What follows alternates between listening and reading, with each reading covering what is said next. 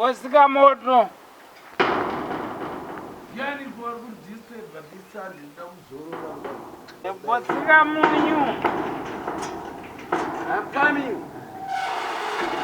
Hey, Kachongwe, unopengere? Kuita bosi. Koinde ipi kuye uri kuite? Topinda kapabasa kana. Iwe, inguva idza uri kuya kubasa izvo.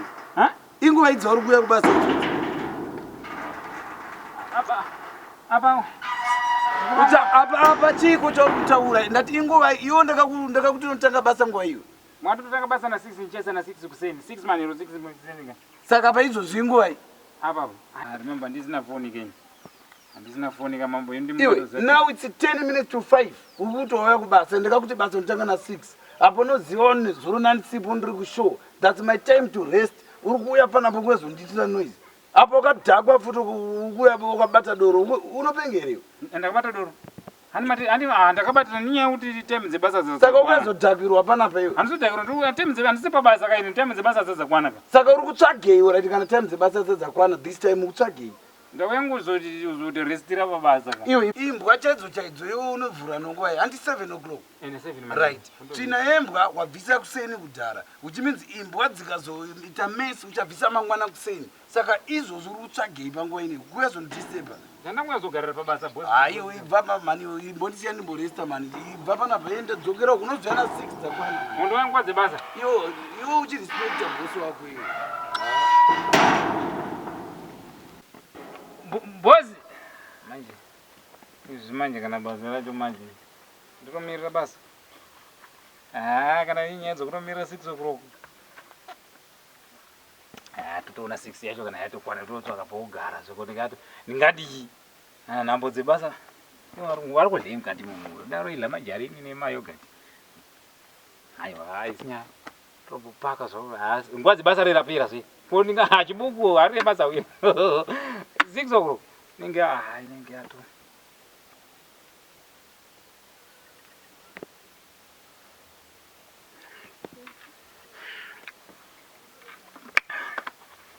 nhambo dzebasa doro rerapera hatiratadza kuti doro rapera titotaura zvokuti iri nguva yemwadoro chaiche kuti kwai hausi pabasa basa rako iroro ndo basa rako chazoka uchiri pabasa ndoitwa pabasa rikude pamagadheni boy pamabasa pavo havana munhu anovavhiringizirisa pabasa pavo indonzi ndakabhemba apa zvese ndikapedza iwo zviro zvakutodhikirikira zvese tiringoitidzwa panapa yatoti inditorame tingonzi kuvari kuiteko pani andi kuiteko bosi vamani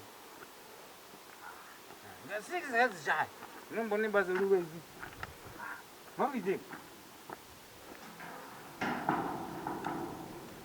6 dzochaya basa ndinoambata basa ndonasingasiyi usiyamasa vanhu isi vandoti Kachongwe kari pasi inombo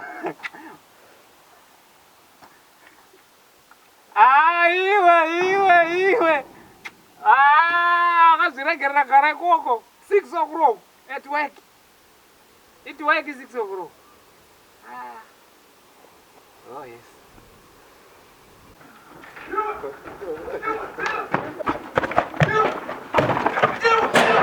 gara kubasa ko aiwa ndiko ana kana problem kweteka nguwa ana kana problem Iyo Kachongwe ndikubirwa chiwe uripo panapa iwe mubiro chi iwe utandibvunza zvisina basa mani iwe Kachongwe mubiro chi iwe uright here direct iyo ndikubirwa zvinhu zvangu panapa izvo zvabirwa mainstrument yangu panapa iwe uripo panapa mubiro mainstrument how security are you boss mukutaura kuti mainstrument abiwa izvo zvimbomo iwe unondikwidza bp mani Kachongwe iwe ndakakutora kuti uite security yangu saka uri kusecurity chi panapa iwe kana chibirwa uripo iwe sorry boss papa kanza basa ndotanga nguva izviya na 6 o'clock iwe zvine nguva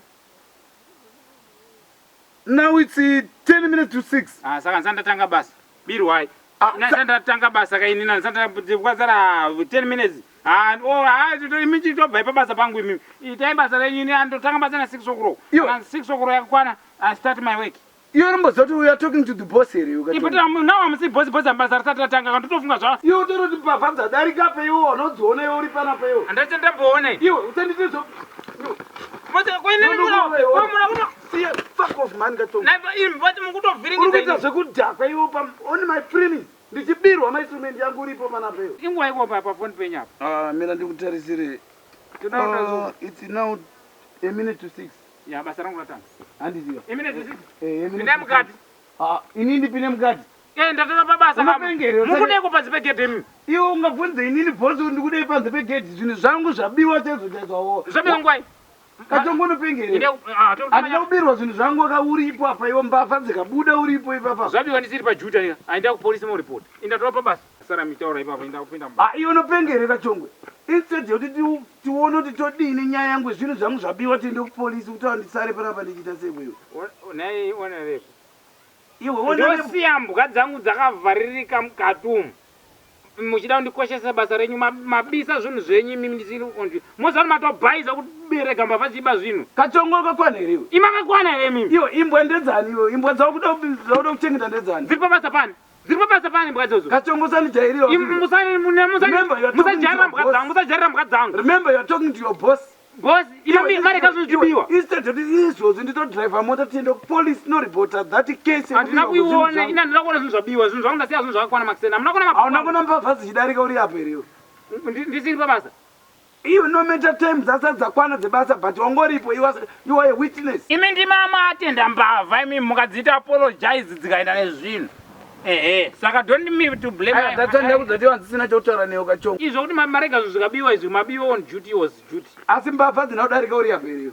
Mandiudza ndiberi nditarise mavere. Hani mandindibve pabasa penyu ndizvo. Iwe you are a witness man. I'm not a witness. I'm Braga Chongo. Masandipa mazita ako man. I'm Braga Chongo, not a witness man. I'm not getting man. Kachongwe uri kuita hasa your boss.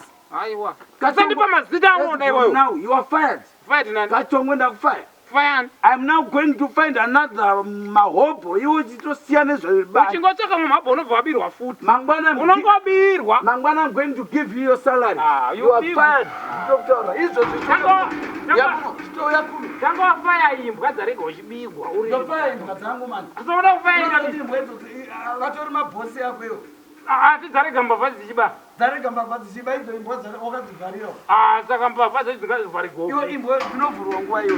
Iwo unovhurwa imbwa nenguva iyi. Mbwana na 7 ka. Saka iwo utaura kuti imbwa dzarega mbavha dzichiba idzo dzakavharirwa. Indotanga basa nguva ini. Saka utaura indotanga basa nguva ini. Saka utaura imbwa indotanga basa nguva ini. Na 7 ka.